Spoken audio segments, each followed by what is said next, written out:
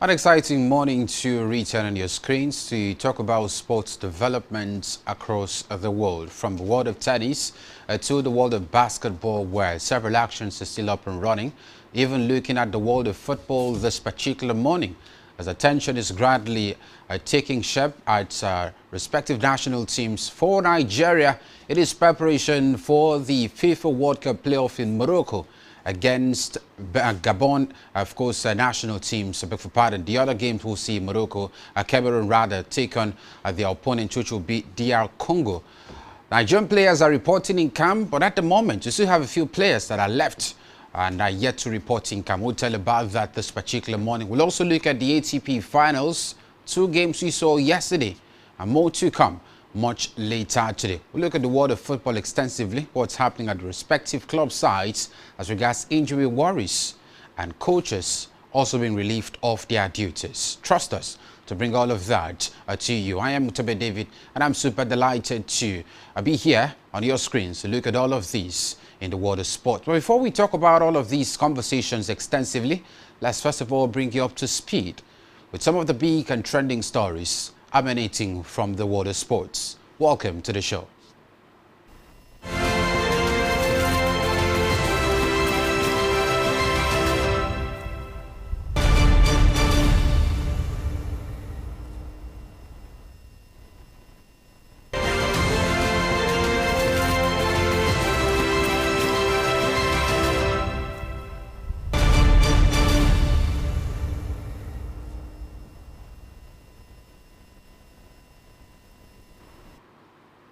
The conversation starts from the world of tennis, where Jannik Sinner began his ATP Finals title defense by sweeping aside a physically hampered Felix Auger-Aliassime in front of a passionate touring crowd. Italian's second seed, Sinner was imperious on serve in a 7-5, 6-1 win over the Canadian. 8th seed Auger-Aliassime was brilliantly aggressive in a competitive first set and was 2 points away from forcing a tiebreak before tweaking his left calf.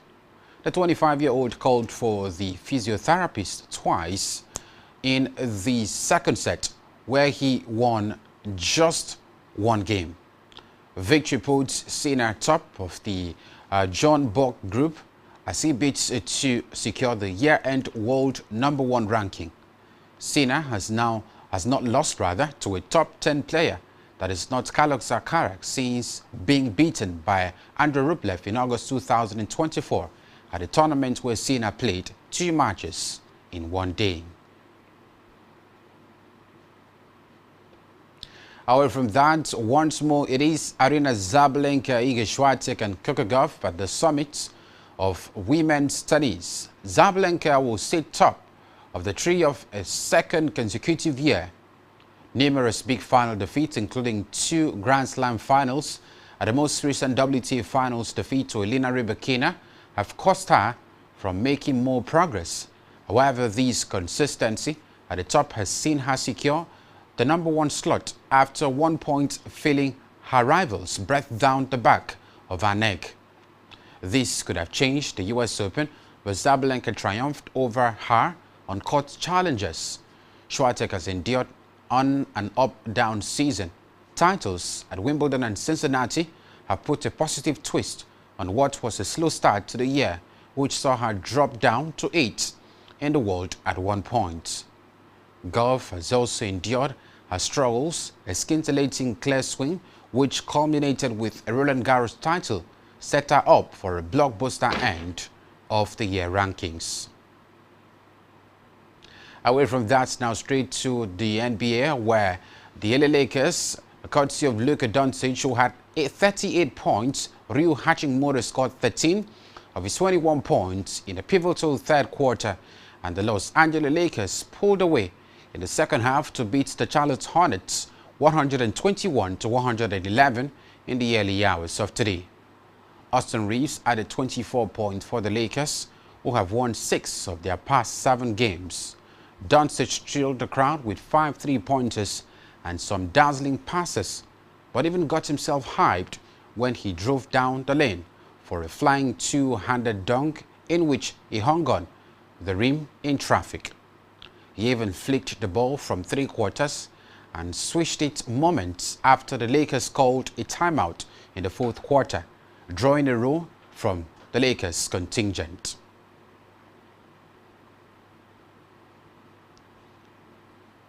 To the world of football, where Super Falcons forward Esther Okoronkwo delivered a stunning first-half hat-trick to send her club, FC Toronto, into the inaugural Northern Super League Championship game. Her goals helped seal the 4-1 victory over the Montreal Roses in Monday's snow-covered semi-final at the York Lions Stadium. Okoronkwo, who recorded 8 goals and 8 assists in 1,486 minutes during the regular season, wasted no time extending that form. The 28-year-old struck in the 7th and 20th and 26th minutes to put the regular season champions firmly in control, completing a 6-1 aggregate win over the visitors. Recall that she was crowned Nigeria's Baller of the Week in September after a hat-trick of goal contributions in Toronto's 7-0 demolition of Vancouver Rice. Toronto had won the first leg 2-0 on November 1 at the Stade Borel in Montreal, with goals from Small and Hunter. They will now face the Vancouver Rice in Saturday's NSL final at the BMO Field.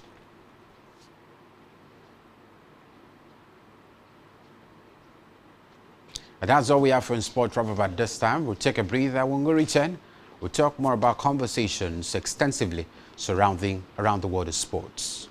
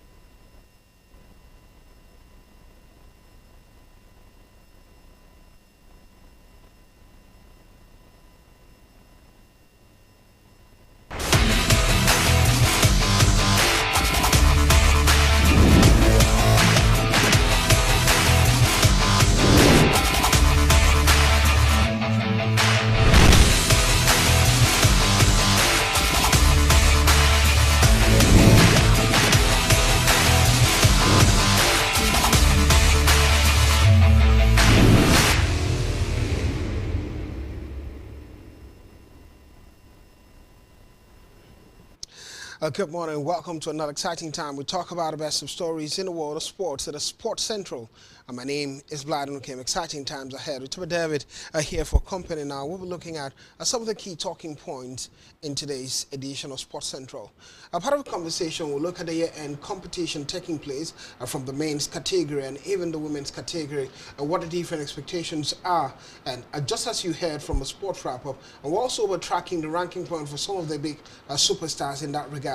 Well, won't fail not to mention and talk about the world of NBA. The Milwaukee Bucks somewhat somehow got a victory against the Dallas Mavericks. In recent times, they've struggled, but it seems like they're beginning to pick up. Well, one of the biggest conversation in the world of football, sure, would definitely be about the players from a Nigeria's point of view, as the Super Eagles of Nigeria camping in Morocco. Ready for this one, 18 players in camp. Well, the big guys yet to be available. Victor Osimhen in that direction. It seems to be the biggest name on that squad list, and we're hoping that it gets to be part of it. Maraka Okoye also missing, yet not missing per se, not yet being in camp. Is that conversation of the Super Eagles of Nigeria set to take on Gabon. The date of November 13 it is. Everyone is keeping tap and ready for it. Well, Tuba David, good morning. Good to meet you today. Exciting times ahead. Delighted to return, Blyden, 2 days before that particular playoffs. And I understand the very fact that many Nigerians, according to the feedback I'm getting, are actually very tense because in as much as you're looking at the opponent, you may say quality, like-for-like quality, not really there. But then at some point where you tend to underrate the quality of your opponent, and if you do not take that game seriously, you may actually be in for a shocker. But I think the boys are actually ready for this. So I'm just delighted that we're gradually counting down to the D-Day. We're counting down to the D-Day, barely a few days towards the game, and the camp is bubbling. A big superstars arriving is that conversation. Quickly, I will start from the world of tennis. The Athens Open, the game taking place in Athens. And final, we'll also look at what beyond, not in Athens, it's not taking place the in Athens, WTA finals. Absolutely. Yeah.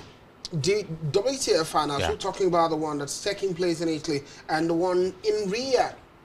Exciting one would be Yannick Sinner sweeping past Felix Auger-Aliassime at the ATP finals, and similarly talking about the likes of Fritz pouring cold water and Musetti's Nito ATP final debut. What David is getting further exciting now. Taylor Fritz also being such a top player in this one. Somewhat somehow. Showing Musetti, come on, it's your debut. We have to show you championship stuff in this one. But I think it was quite expected because if you look at Taylor Fritz's trajectory since the start of the year up until now, many would say like for like, you would actually say Taylor Fritz have got a whole lot of quality in terms of where he is at the ATP table in the build up to the ATP finals, and where Lorenzo Musetti is particularly. Lorenzo Musetti is actually coming off the back of a defeat to the man Novak Djokovic in the previous competition, where Novak Djokovic won and had to withdraw from the ATP finals. So that actually shows you that somehow there is still a hangover of that defeat in the last competition in the build up to the WTA finals. And also, of course, taking cognizance of the fact that it is his first appearance at the ATP finals. So there would, of course, certainly be some level of nervousness, particularly when you're facing a top-seeded player in this particular competition. So I think that was actually expected between the man Taylor Fritz and the man himself. Talk about Lorenzo Musetti, who's actually making his debut at the competition. I think the very one happy thing will be about the very fact that the man has also, come right here and understand the very fact that the top 6 or 8 players, the top 8 players rather in the ATP rankings, whenever they come here, they're not coming to joke. So whether or not you're in top form, you would definitely be in for the taking against whoever opponents you're facing at the top 8 of the ATP finals. So I think that's what the man has at the moment. And I think some level of experience for him, he got us right here. Maybe next year, if he gets to qualify, he may actually do better than what we're seeing at the moment. All right. Next he gets to qualify, gets to do better than what we see at the moment. Is that conversation from Mutuba David. And now we'll go on a quick break, and when we're back, the conversation will definitely continue. We'll go on that quick break, and when we're back, we got to talk further in the world of tennis. Don't go anywhere.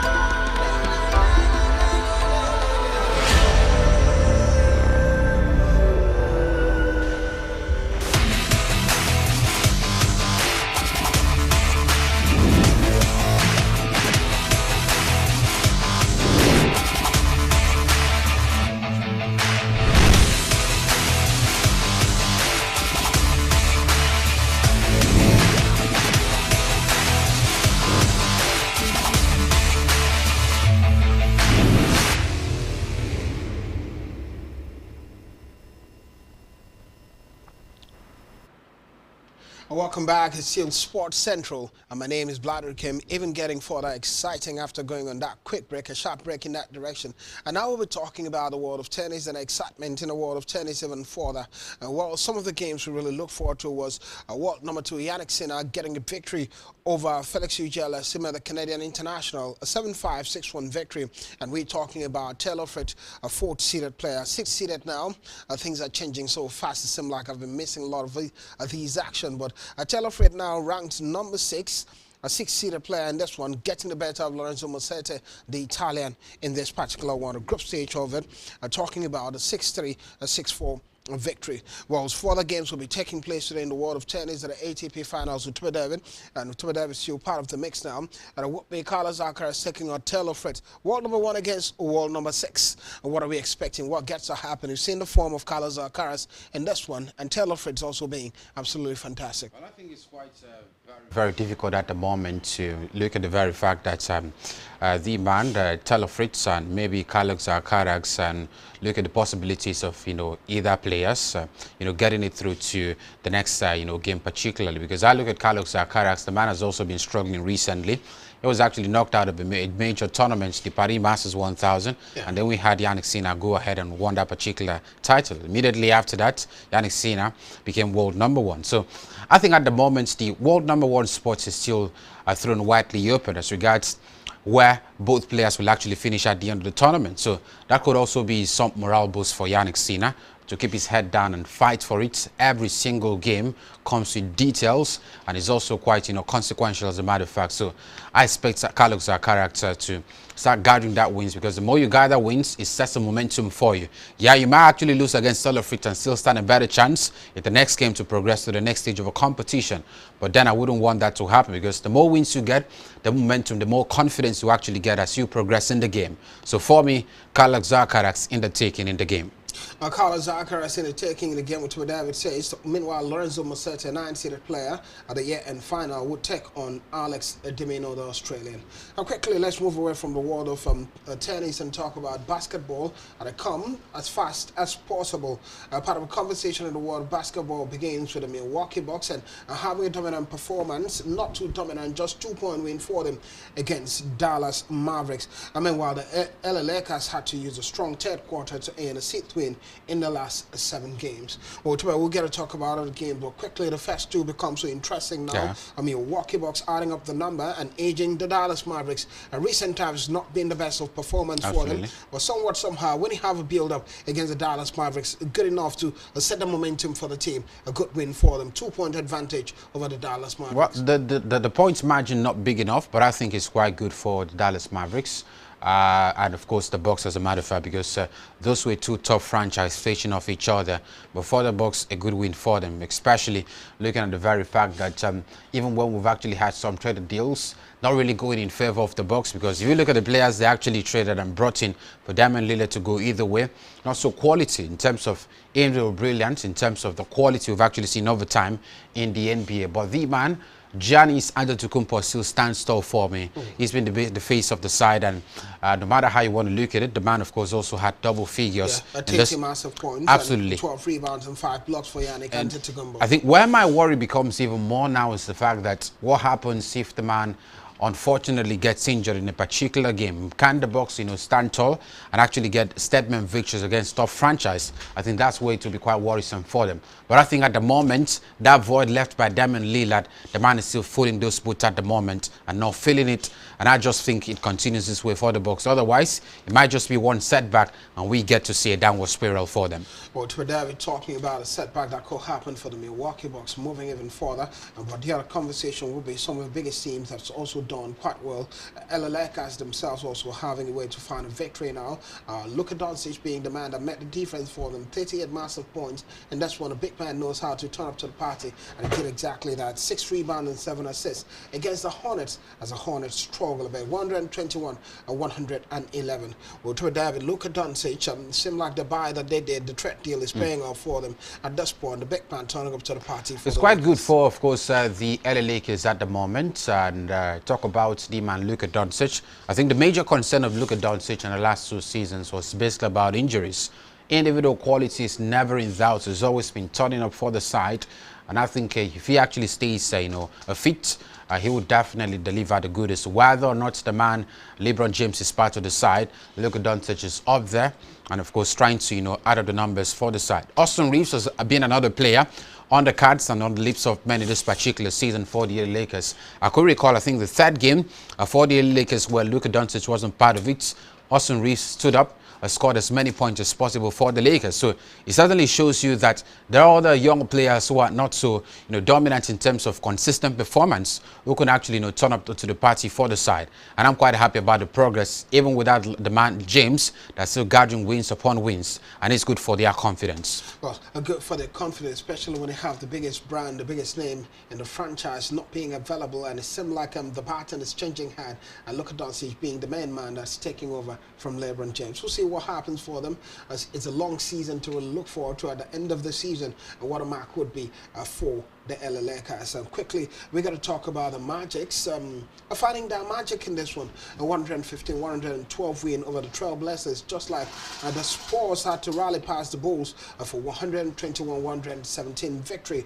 And similarly, the Atlanta Hawks, the same Clippers, clipping the Clippers' wings in this one to feet straight loss, 105-102. Well, before you get to talk about the Spurs, let's begin with the Hawks now. Atlanta Hawks. You want to talk about the Hawks and who picks up the number for them, but getting better of the Clippers makes sense. Most often than not, we got to talk about Trae Young and what he gets to do for them. And surely this time it was about the man Cressy having 28 points and making the defense for them. Good for the Atlanta Hawks, embarrassing for the Clippers because the side who has James Harden, who's also been turning up for the side, but unfortunately, you look at the very fact that... Quite surprising, James Harden has been doing so well in recent seasons, and not enough. 35 massive points, 10 rebounds for him, 11 assists at the end of it, not being good enough to give That's basically why we call it a team sport, because if you have 40 points, if other members of the team are not turning up to the party, those who are also, of course, saddled with the responsibility of defending points and those who are also scoring those points. I mean, you cannot actually win those games alone. And I think that's what is affecting James Harden for about 2 seasons now with the LA Clippers. It has been back and forth for him. Scores many points, but those many points are not culminating into wins. And it's really frustrating having that big superstar in a particular team, and then the team keeps going down in terms of confidence, in terms of results. And I think that's where the Clippers are at the moment. I mean, if you cannot get the side as not so top like the Atlanta Hawks, who basically have Trae Young the last 3 years in terms of the biggest name in that franchise, it certainly shows you that the Clippers are not that big enough. But away from that now, for the Spurs, many have actually been asking questions whether or not this can actually be their season. Aside the OKC, that's the Thunders, they've actually been one of the second best side in terms of how many wins. 8 wins they've had this season and just 2 losses. The only side who've had fewer wins, fewer losses than them has been the OKC. That's the Oklahoma City Thunders. They've gotten just 1 defeat. 2 losses for them. Absolutely. So I think it might just be their season, but then many would also say it's early days because you never can tell what gets to happen for Victor Wembanyama even before the start of next year. But if he continues this way, then the Spurs will actually be a force to reckon with. Well, the Force will be a force to reckon with. The Spurs will be a force to reckon with. It's that conversation from Mutuba David. And Victor Wembanyama had the numbers right. 38 massive points, 12 rebounds, and 5 blocks. And similarly, for the Bulls, not too powerful the way it had to be. But we're talking about the man Jones having 20 points, 7 rebounds, and 7 assists, not being enough for them. And now we'll go on a quick break, and when we're back, the conversation continues. And what we're looking at for the talking point in the world of football. A part of a conversation will be preparation towards the playoffs as the Eagles have gathered. According to the good book, they say, where the carcass are, that's where the Eagles gather. We'll talk about it when we're back from the break. Don't go anywhere.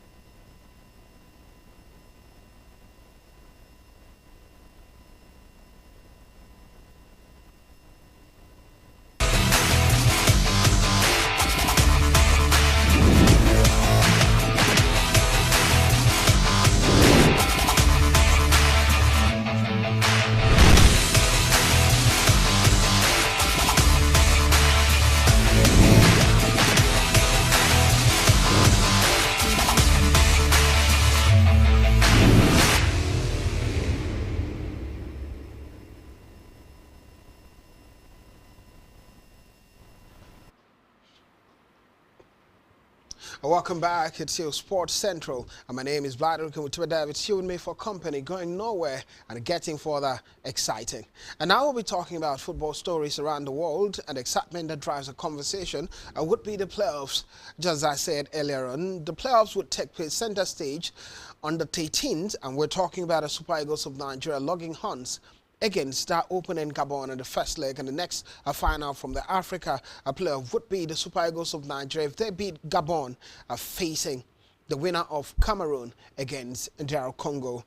Well, multiplicity of conversation from the Cameroonian camp has been that of disorganization. We're going to talk about it. But quickly, Utuma David still being part of it. Well, Utuma David, good to be back having the conversation the way it is. And quickly, let's begin from football, shall we? In the world of football, we'll start from the Nigerian Premier Football League.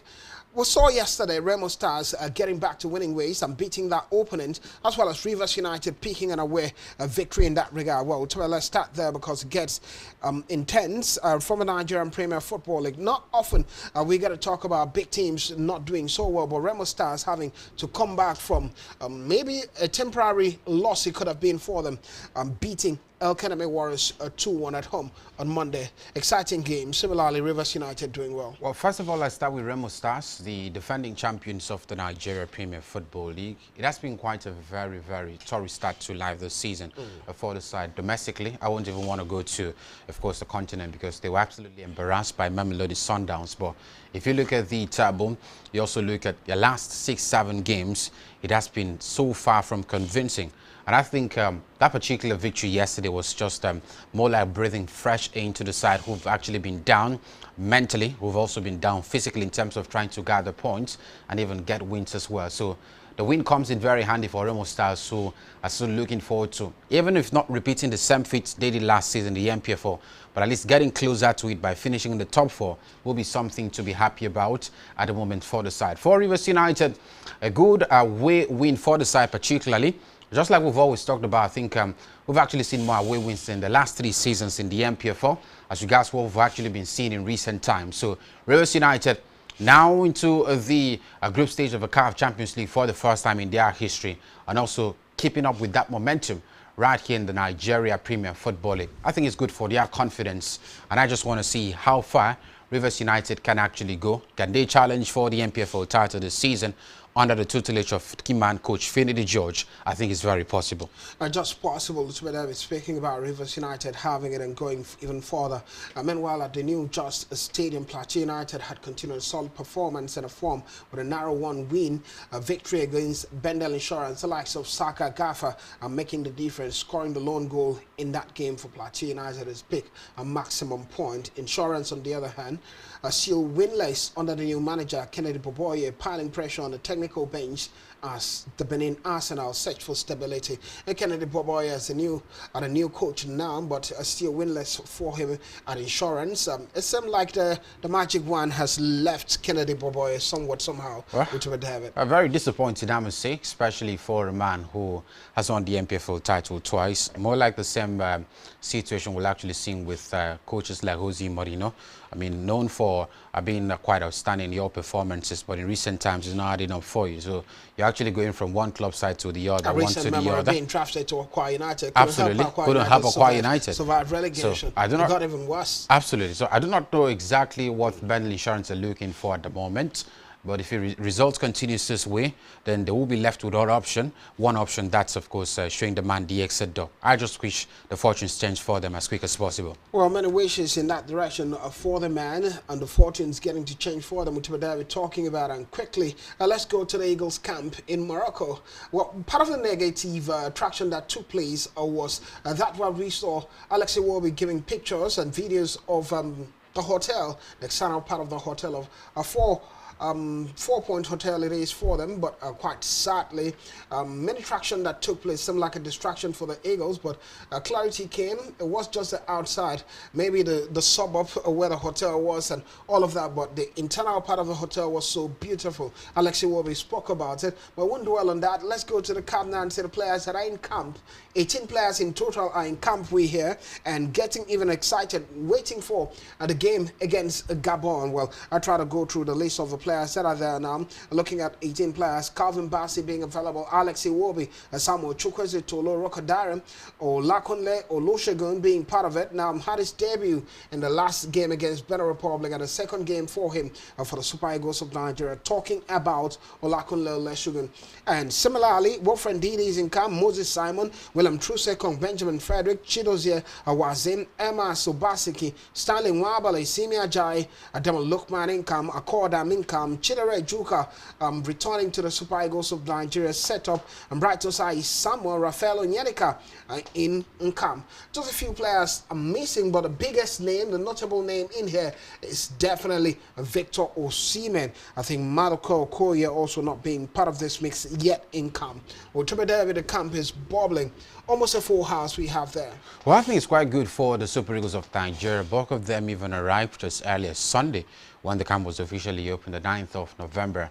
And it speaks about the intention of both of these players and how they are eager to go to the World Cup. I really hope they play it like this. They show this kind of eagerness prior to this now. They wouldn't be at the playoffs. Absolutely. They probably would have been at the World Cup itself. It's a sad reality that we have to go through this particular route to qualify for the World Cup. But I just believe that the boys are actually, ready to go to the World Cup, and they will show that against the Gabon national team. I was about asking, can they do it? Yeah, I think you're going in that direction. Very possible they can actually do it against the Gabon national team. I think it's possible because I look at the very fact that both of them arrived quite early. I mean, they're taking this particular game quite serious, even engaging with in the media space about their intention of going to the World Cup. I mean, both of them has actually been talking to the media, talking about what the players are actually looking forward to. And I think the boys are ready. They have to get the best of Gabon. I don't know what happens, particularly between the Cameroon and DR Congo, but the first port of call is getting the best of Gabon and wait for what happens between the other fixture, and then we'll take it from there. One game at a time for the Super Eagles. One game at a time for the Super Eagles of Nigeria. Getting so exciting now. And let's move from the women's game, the men's game, and talk about the women's game now. It would be Esther Okoronkwo, Nigeria's forward player. Is a winger sometimes played as a striker. Well, he scored a hat-trick on Monday night against in the inaugural Northern Super League, advancing the team to the inaugural Northern Super League championship game, beating Montreal Roses 4-1. At the end of it, she scored a hat-trick, and aggregate it's now 6-1 for Esther Okoronkwo. A 28-year-old Utuba David is speaking super form in recent times, being named the best player at the time. I remember when we talked about her, the best player of the club side, the best player in the Canadian League, and now we're talking, I think it was in the month, the best player of the month of in September. The Canadian League, but she's been in splific form right from the Nations Cup, scoring fantastic goal and wonderful assist, but taking it a notch further for Toronto FC. Now a hat-trick for her and taking them to the inaugural edition of the Northern Super League. 28 years of age, seems to be the new face of the Super Eagles of Super Falcons of Nigeria. It occurs to me like she's actually bigger than the Canadian League. No disrespect to the Canadian League at the moment, but I'm also looking at the quality of competition in there, particularly for the players and individual, before even talking about a football club. Disrespect to the Canadian League, definitely. They said no disrespect to them. It sounds like that thing that they say, well, with all due respect, and they insult you. Well, no disrespect to the Canadian League. I'm looking at the United States of American League. I'm looking at mainstream Europe. It should be there, definitely. Yeah, those are leagues where absolutely. Well, I just wish that this particular form that she is at the moment, and the fact that she's been scoring goals for fun will also attract other top clubs, even in the USA. I mean, Saudi Arabia, mainstream Europe, to come for the lady, because the Canadian League, man, that's just what it is at the moment. Well, it is what it is. We're bringing to that point now, but sometimes you have to start at some of these countries and show class and dominance and be building that momentum in it to do. The quality of a player not in doubt. We saw at the Nations Cup, the WAFCON. She was absolutely fantastic. One of Nigeria's finest player at the tournament.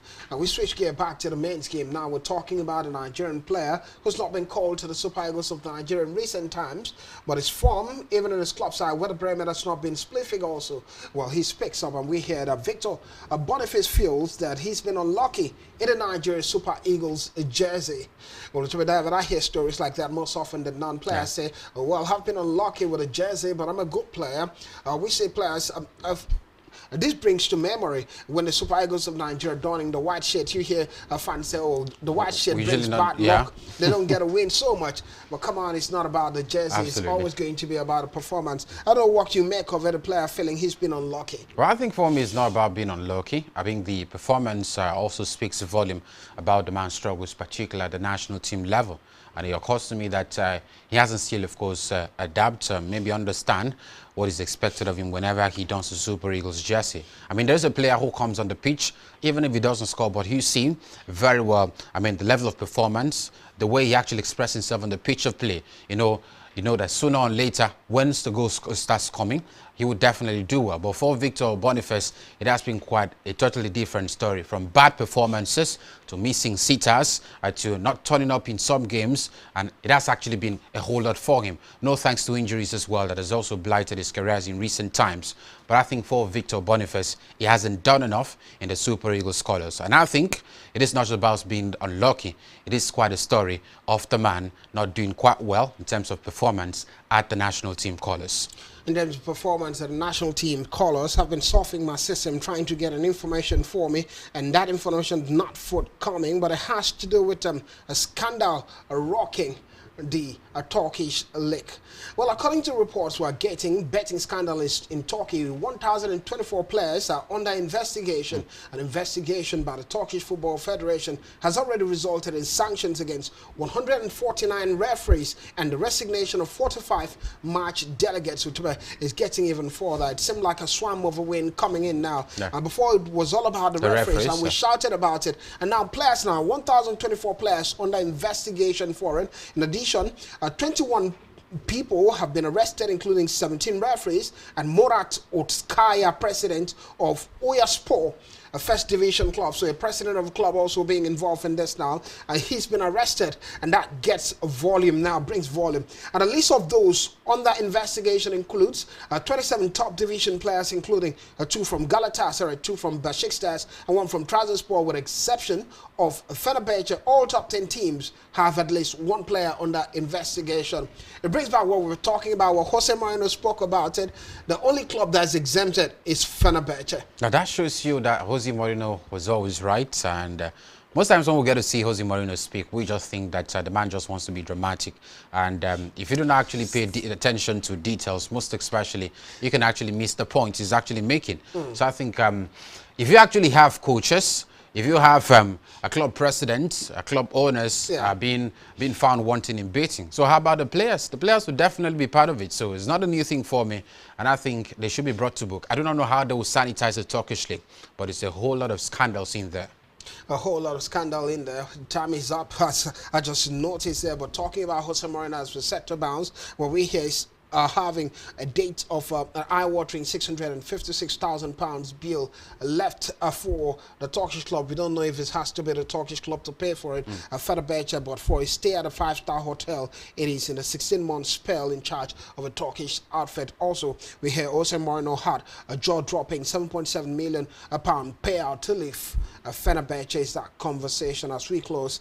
Well, Manchester United played down severity of Sesko injury. We hear as Liverpool contact PGMO over disallowed goal in Man City lost. Well, it's always going to be there. Another sad story from Atlanta is that a coach, Ivan Jurek, has been sacked after poor start to the season, marked by that altercation against African Footballer of the Year, Ademola Lookman. Now it seems like the moment you fight with Ademola Lookman, you're out of the door. And Romeo Lavia out for months with latest injury at Chelsea Football Club. And Liverpool, Virgil van Dijk says Premier League title race not over yet. Well, we don't know if it's over. Many games still left to be played by Liverpool, and Virgil van Dijk says it's not over yet. But we have to draw the curtain now, and that's today's edition of Sports Central. Thank you for being a part of it, David. Thank you for also doing it with me. A pleasure. We bounce. Thank you very much. We bounce. My name is Bladon Kemi. We say bye-bye.